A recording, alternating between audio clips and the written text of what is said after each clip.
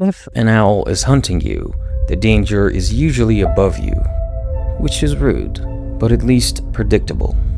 Owls are supposed to be silent wings, forward-facing eyes, and talons dropping out of the dark before the prey even understands what is happening. That is the rule. But in prehistoric Cuba, evolution broke the rule. It took the design of the owl, stripped away much of its relationship with the sky, stretched the legs, loaded the body with weight, and dragged the whole thing down to the forest floor.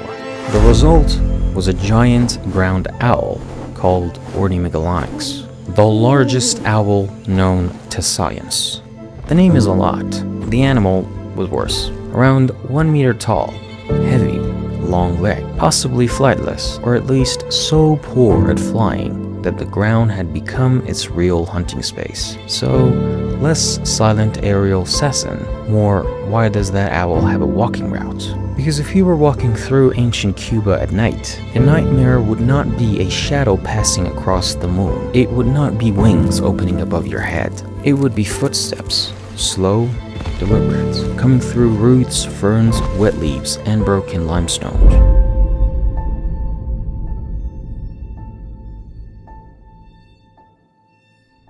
An owl should not sound, move, or walk out of the dark like that.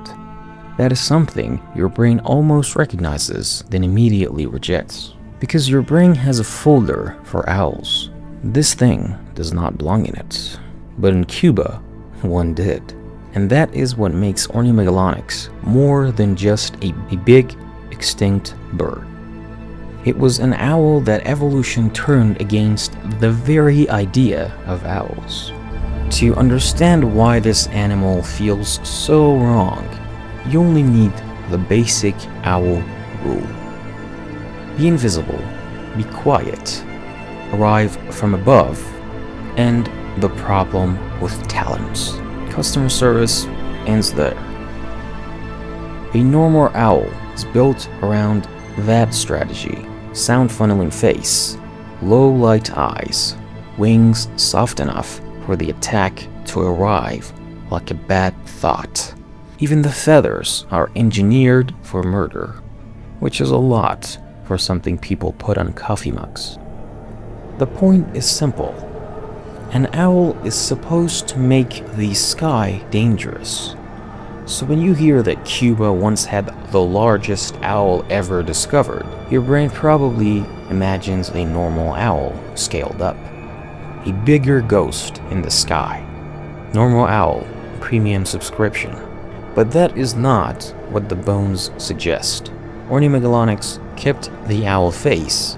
It kept the predator eyes, the hooked beak, the talons.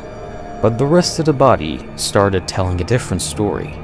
Mostly with legs, which is not where an owl story is supposed to go. The legs were unusually long and powerful. The body was heavy. The wings were reduced compared with what you would expect from a flying owl of that size. One important wing bone was short enough to make scientists hesitate before calling this a normal flyer. The careful version is this. We cannot say every detail of its movement with perfect certainty. But the animal was highly terrestrial, much more committed to the ground than any owl people usually imagine. Whether it could flew badly, launched in short bursts, or had nearly lost flight altogether, the story still lands in the same place. This was not an owl built around the sky. This was an owl whose body began investing in the earth. The sky had apparently been demoted to a side project. That is the first viral break in the animal. It is not just big. It is wrong in a very specific way. It takes a familiar predator and changes the direction of fear. The danger is no longer falling. The danger is approaching on foot, which feels personal. The reason this could happen is not because evolution suddenly got confused. It happened because Cuba was not playing by mainland rules. Islands are not just smaller versions of continents. They are sealed experiments, the kind with no ethic committee and a lot of water. Give an island enough time and the cast changes. Some predators never arrive. Some prey grow strange. Some birds stop needing perfect flight. And jobs that usually belong to mammals can get handed to whoever is already in the building. That is the island trick. It does not just resize animal, it reassigns roles.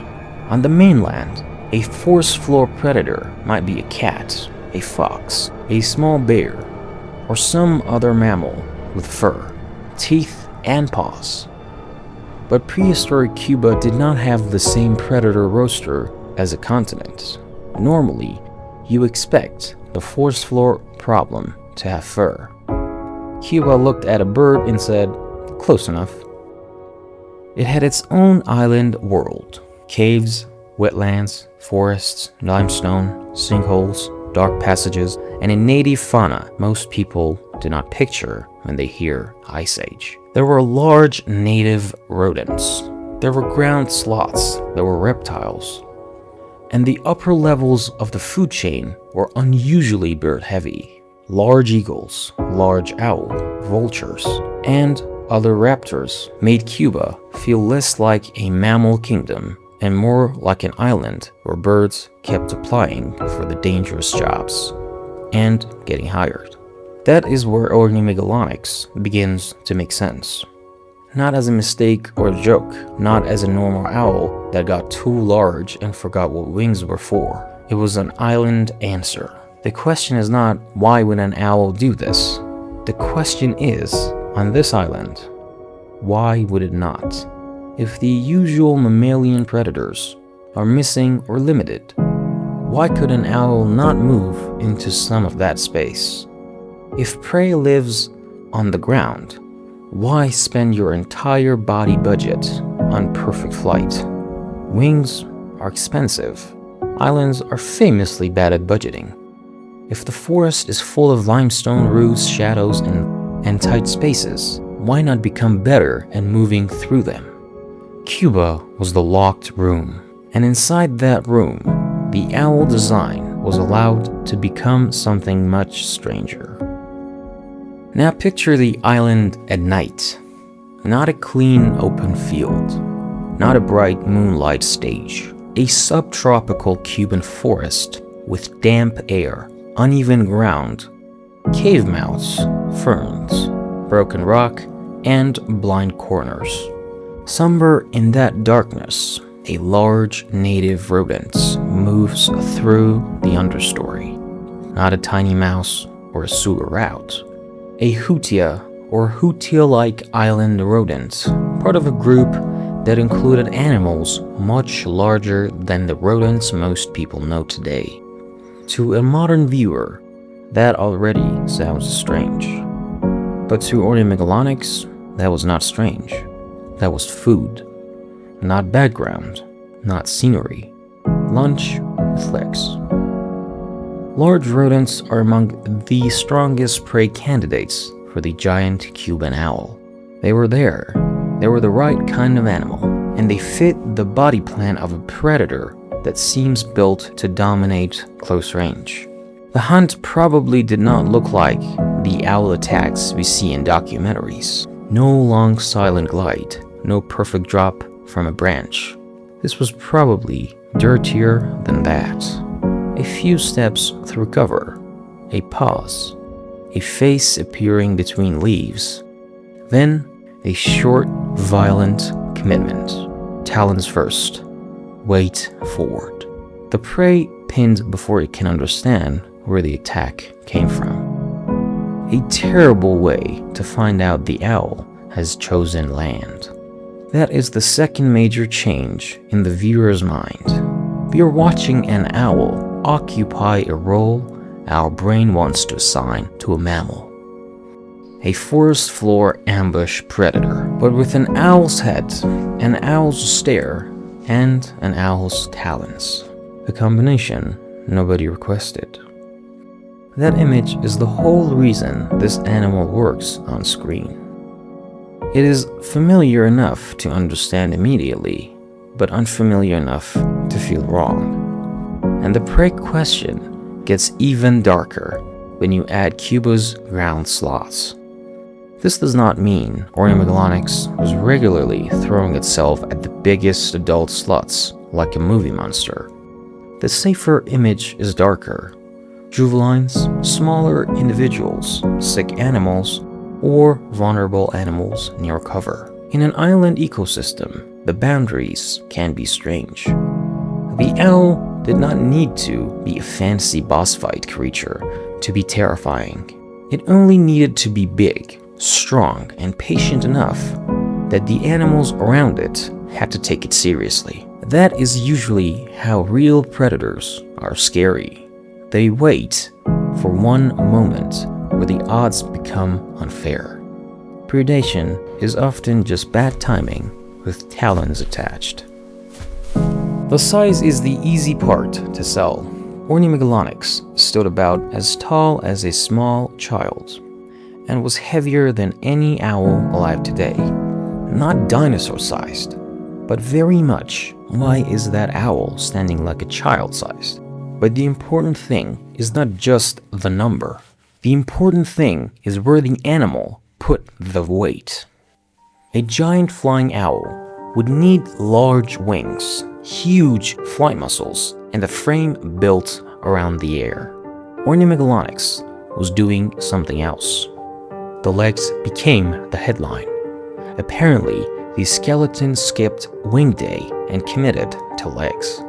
Long, strong, and built for a bird spending serious time on the ground. This is why the animal keeps getting described as cursorial, meaning adapted for ground movement.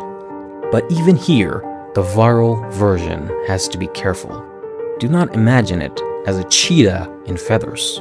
That would be a different problem, and honestly a worse one. Do not imagine a giant owl sprinting across open plains like a terror bird. The better image is a heavy ambush animal that could move through cluttered terrain, close distance, and use a sudden burst when it mattered. Less sky assassin, more night stalker. Still an owl though, just with suspiciously strong opinion about walking.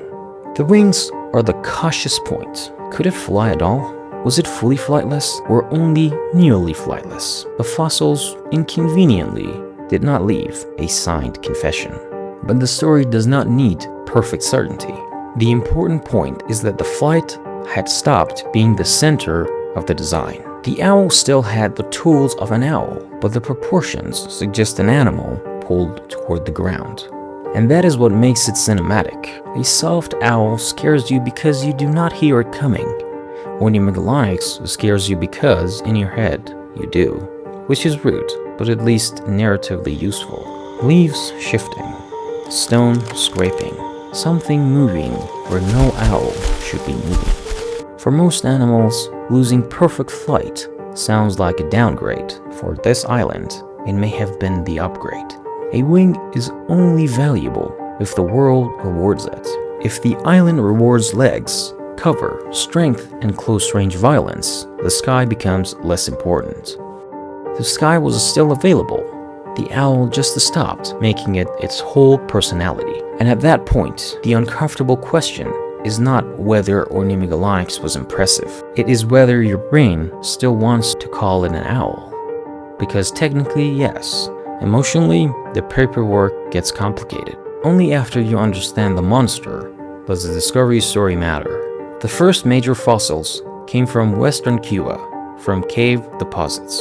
In 1954, the bones created a problem because they were enormous and incomplete. That is normal in paleontology. Fossils do not usually arrive as clean museum skeletons. They arrive as pieces, often mixed into cave deposits with the remains of many other animals. And if the animal self had strange proportions, the puzzle gets even harder. At first, the giant Cuban bird was not immediately understood in the way we understand it now. Then, Oscar Arredondo, one of the major figures in Cuban vertebrate paleontology, described the animal. Later work continued revising the picture. The important correction was not just that scientists had found a big predatory bird. It was that they have found a giant owl. That single word changes everything. Because large bird is a trivia, giant owl is a problem. Large raptor sounds impressive. Largest owl ever sounds impossible. The owl category carries expectations. We know what an owl is supposed to be. So when fossils say this thing was an owl, the body becomes a stranger, not simpler. That is why the discovery story should not lead the video for too long. The dates and names are useful, but the viral center is the contradiction. The bones force an owl-shaped animal into a ground predator role. Science did not just name an extinct bird. It exposed a version of Cuba where the knight had a different kind of hunter. It also ruined a perfectly normal mental category. The most tempting mistake is to treat Ornimegalonyx like a freak, like evolution rolled badly and made an owl that forgot how owls work, as if nature misclicked during character creation. But that is exactly backwards. Inside its world, this animal probably made excellent sense.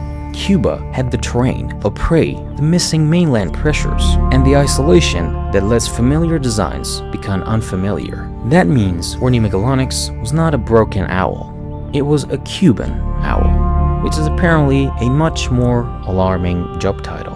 That distinction matters. A broken animal fails because its body does not fit the environment. A specialized animal succeeds because its body fits too well. Too compatibility can become a liability. For a while, the giant owl's design may have been brilliant. Less long-distance flight, more ground commitment, more reach, and more control, tight terrain. A predator built not for open skies, but for caves, forest edges, limestone corridors, roots, and cover. In that island world, the design was not absurd. It was local intelligence written into bone. But that is also the trap, because islands are good at making specialists with nowhere else to put their resume. And specialists are strong only while the world keeps asking the same question.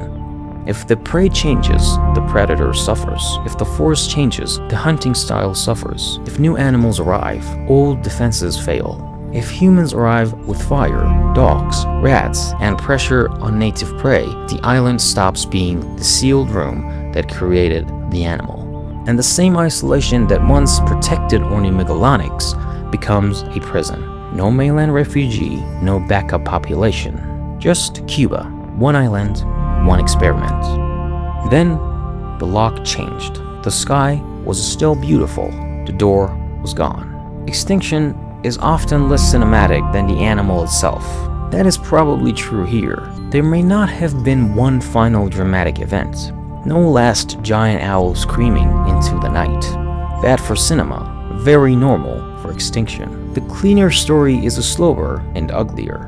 The ecosystem that built it began to come apart. Ornimegalonyx is known from Cuba's world and is often discussed as surviving late, possibly into the Holocene. But the exact final timing is not a neat closed door. The fossils are dramatic, but not especially chatty. What we can say is enough. The animal belonged to a lost island system. And when island systems are disrupted, large specialists are usually among the worst positioned to survive. A small generalist can hide, shift, and improvise. A big specialist needs the right prey, habitat, and space for its strategy to keep working. Break those pieces, and you do not have to kill the monster directly. You can erase the world underneath it, which is somehow quieter and worse. That is the cruel part. The giant owl was not doomed because it was badly designed.